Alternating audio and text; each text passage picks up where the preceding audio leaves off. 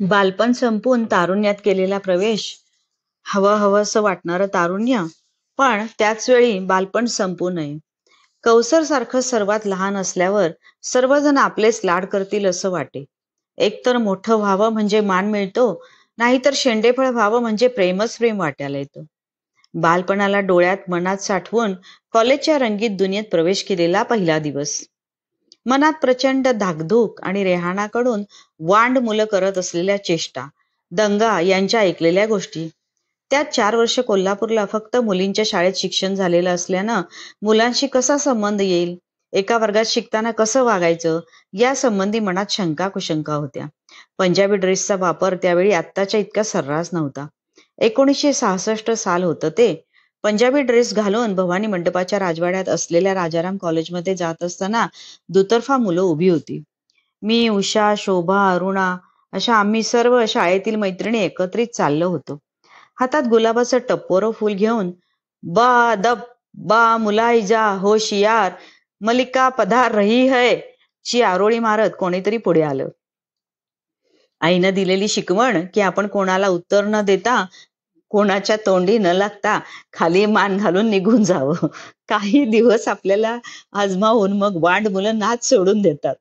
उत्तर दुरुत्तर रागावणं, डोळे वट्टारणं किंवा हसणं अशामुळे शिक्षणात रस नसलेल्या असल्या मुलांना प्रोत्साहन मिळत असतं.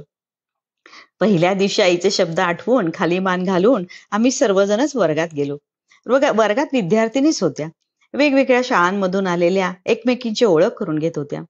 माझी ओळख नावाने करून देताच उषा डफळे, शाळेतील सर्वात जवळची सुंदर अक्षर असलेली मैत्रीण म्हणाली, ही नसीम स्कॉलर आहे. का कोण जाणे, मला माझा हुकलेला फर्स्ट क्लास आठवला. मी माझी टक्केवारी सांगून म्हटलं, या उषाला अशी चेष्टा करून पाडून बोलायची सवय आहे. कॉलेज सुटल्यावर घरी येताना माझं आणि उषाचं कडाक्याचं भांडण झालं. तिचं म्हणणं तिनं चेष्टा केली नव्हती, मी खरंच हुशार आहे, आणि माझं म्हणणं मी हुशार असते तर इतके कमी मार्क कसे पडले असते. यानंतर दोघींचं घर जवळ असून म्हणजे मध्ये फक्त एक रस्ता होता. वर्षभरात आम्ही एकमेकींशी बोललो नाही. ती वेगळ्या वाटेनं जाई आणि मी वेगळ्या वाटेनं. दोघींचे विषयही वेगळे होते, त्यामुळे गाठही क्वचितच पडे. महिन्याभरातच वर्गात माझी अनेकांशी मैत्री झाली. त्यावेळी कॉलेजमध्ये पीटी किंवा एनसीसी यापैकी काहीतरी एक घ्यावं लागत होतं. रेहाना सायन्स साईडला असल्यानं माझा रिपोर्ट आता घरी पोहोचणार नव्हता, पण एनसीसी घेणं युनिफॉर्ममुळे शक्यच नव्हतं. घरी कळलं असतं. डॉक्टरांचा सल्ला झगारून मी पीटीला जाऊ लागले. खेळाची हौस भागू लागले. सर्व मैत्रिणींच्या आग्रहामुळे पीटीच्या लीडरच्या निवडणुकीसाठी उभी राहिले आणि काय आश्चर्य, सर्वात जास्त मतं मला मिळाली. प्रत्येक वर्षासाठी वेगळे लीडर होते. वर्षाअखेरीला बेस्ट लीडरचं पहिलं बक्षीसही मला मिळालं. ते सर्टिफिकेट जेव्हा जेव्हा पाहते तेव्हा वेगळाच आनंद होतो. लीडरशिप करताना माणसाचा आत्मविश्वास केवढा वाढतो. पीटी केल्यावर दोरीच्या उड्या मारताना एकदा अशी पाठीतून कळ आली की डोळ्यापुढे पूर्ण अंधारी आली. मी जमिनीवर पडले की बसले आठवत नाही, पण डोळे उघडले. उजेड दिसू लागला तेव्हा तोंडावर पाणी मारलेलं होतं. ओठांजवळ पाण्याचा पेला होता. सर्व मैत्रिणींना विनंती केली की मी त्यांना ग्राउंडवर हवी असेल तर आजचा हा रिपोर्ट रेहानाला अथवा घरी कोणी द्यायचा नाही. सर्वांनी माझी विनंती मान्य केली.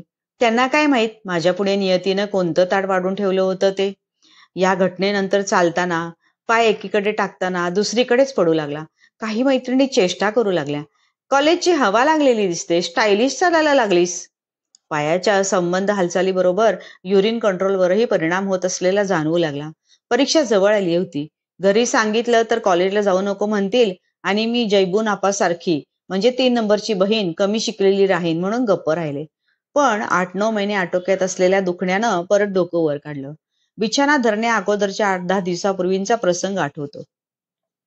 माझी आणि रेहानाचं अगदी साध्या गोष्टींवरून भांडण झालं होतं. आईनं माझ्यावर हात उगारला आणि मार बसण्या अगोदरच पाठीतून असह्य कळल्यानं मी मटकन खाली बसले. दरवेळी मार चुकवण्यासाठी वेगवेगळे सोंग करते असा आईनं समज करून घेतला आणि बसलेल्या मला मारून ती निघून गेली. मला उठताही येईना. असह्य वेदना आणि राग यामुळे तोंडातून ब्र निघाला नाही, पण चेहऱ्यावरील वेदनेचा ठसा आणि शरीराच्या विचित्र हालचाली यामुळे तिथेच असलेल्या रेहानाला काय वाटलं कोण जाणे. तिनंच मला उठवलं आणि पलंगावर झोपवलं. तो पलंग या दुखण्याने कायमचा माझा झाला होता. पलंगावर पडल्यावर डोळ्यातून फक्त वेदनेचे अश्रू वाहत होते. रेहाना माफी मागत होती. मी ओठ आवळून वेदनेला तोंड देत होते. थोड्या वेळानं आईनं येऊन चौकशी केली तेव्हा मी कॉलेजला जाणार नाही, पाठीत दुखतंय म्हणून सांगितलं. पाठीचं दुखणं म्हणताच आईचा स्वर साईसारखा मऊ झाला. जवळ येऊन तिनं औषध दूध दिलं. मी तशीच पडून राहिले. उशीखाली सहज हात घातला तर गोष्टींचं पुस्तक हाताला लागलं. बहुधा रेहानानं लपवलेलं. एरवी गोष्टींच्या पुस्तकात रमणारं मन त्या दिवशी आई माझ्या दुखण्याला नाटक समजली या व्यथेमुळे त्या कादंबरीतही रमलं नाही. 6वीत असतानाचा एक प्रसंग आठवला. परीक्षा जवळ आली होती. मी अभ्यास करत होते. संध्याकाळची वेळ होती. बाबांनी येताना छान मोठा मासा आणला. आई आमटीसाठी मासाला वाटत होती. बहीण मासा तळत होती. मासा तळताना स्टोव्ह मधलं रॉकेल संपत आलं म्हणून आईनं स्टोव्ह मध्ये रॉकेल भरायला मला बोलवलं. अभ्यास सोडून उठावं लागल्यानं कपाळाला आठ्या घालत मी स्वयंपाकघरात शिरले. आमच्या परीक्षा जवळ आल्या की घरी चांगलं खायला प्यायला करत असत. कारण परीक्षेच्या टेन्शननं भूक कमी होते, जेवण नीट जात नाही. स्टोव्ह मध्ये रॉकेल घालत असतानाच बहिणीनं फ्राईंग पॅन मध्ये तापलेल्या तेलात मासा सोडला आणि गरम तेल माझ्या उजव्या हातावर, तळहाताच्या मागच्या बाजूला मनगट आणि बोटांच्या मध्ये उडालं. साहजिकच मी किंचाळले. त्यावेळी आईला वाटलं की मी थोडंसं भाजून मुद्दाम जोरात ओरडले. आई बहिणीला न रागावता मलाच रागावली. म्हणून नंतर तोंडातून ब्रही न काढता मी हातातलं काम संपवलं. वेदना भगभग प्रचंड होत होती. काम संपल्यावर बाथरूम मध्ये जाऊन हातावर पाणी सोडलं आणि तोंडातून आवाज न काढता अश्रूंना वाट मोकळी करून दिली. त्यानंतर अभ्यास करणं शक्यच नव्हतं. उलट हात एवढा भाजला होता की दुसऱ्या दिवशी पेपर लिहिता येईल की नाही असं वाटू लागलं. मी अंधारात जाऊन बसून राहिले. स्वयंपाक झाल्यावर सर्वजण जेवायला बसले. मला बोलवलं तेव्हा मी भूक नाही म्हणून सांगितलं. कारण हाताने जेवता येणार नव्हतं आणि मला माझा हात कोणाला दाखवायची इच्छाही नव्हती. आईनं रेहानाला परत मला बोलवायला पाठवलं. तेव्हा मग नाईलाजानं मी रेहानाला हात दाखवला. माझ्या वेदना मला तिच्या चेहऱ्यावर दिसल्या. तिनं मला ओढत जेवणघरात नेऊन आईला आणि सर्वांना माझा हात दाखवला. हात पाहून सर्वांची एकच धावपळ सुरू झाली. बर्नॉल लावलं गेलं. खूप मोठा पुरीसारखा फोड आला होता. त्या दिवशी आईनं मला भरवलं. हात वाळायला खूप दिवस लागले. पुढे कित्येक दिवस माझ्या हातावर भाजल्याचा डाग राहू नये म्हणून आई खोबरं जाळून उगाळून ते हातावर लावत होती. त्या दिवशी मी हू का चू केलं नाही याचं अजूनही सर्वांना आश्चर्य वाटतं. मला तर असल्या वेदना पचवायची इतकी सवय आता लागली होती की हा प्रसंगही मी विसरले होते. रेहानानं या प्रसंगाची आठवण करून दिली. नियतीनं आयुष्यात जे पुढे वाढून ठेवलं आहे त्याची रिहर्सल पण नियतीच करून घेत होती. दुखणं कमी होत नव्हतं. रोज बिछाण्यावरच दुपारचं जेवण करून डोळे मिटून झोपेची प्रतीक्षा करताना एकदम आठवलं की काही वर्षापूर्वी इथे कोल्हापूरलाच याच पलंगावर मी रेहानानं आणलेलं पुस्तक अशीच झोपून वाचत होते. रेहाना आली आणि पुस्तक मागू लागली.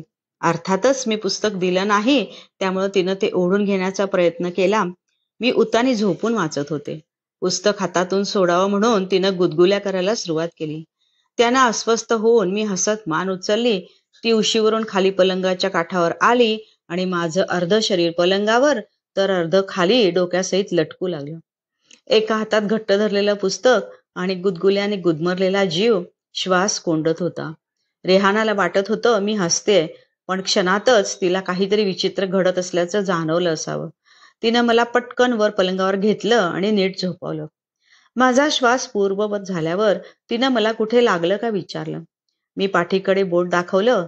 तिनं कोणतं तरी मलम लावल्याचं आठवलं. नंतर नेहमीप्रमाणे तिनं ही घटना, हे भांडण कोणाला सांगू नको म्हणून विनवलं. ती आता माझी फक्त बहीण नसून मैत्रीण असल्याची खात्री पटल्यानं आणि मुद्दाम तिनं मला मार लागावा म्हणून काही केलं नसल्यानं, शिवाय नंतर मला परत दुखलं नसल्यानं मी सर्व विसरून गेले होते. ते आज पलंगावर पडल्या पडल्या आठवलं. डॉक्टर दरवेळी विचारत, कुठे पडली होतीस का? पाठीला मार लागला होता का? इतके दिवस आठवत नव्हतं, पण हे सांगितल्यावर रेहानाला रागवतील, मारतील अशी भीती वाटल्यानं मी त्याचा उच्चार केला नाही. हे विचित्र दुखणं कदाचित नाचाच्या वेळी पडल्यानं किंवा या पलंग प्रकरणामुळे किंवा कब्बडीत अनेक वेळा पाठीवर पडल्यामुळेही असू शकेल.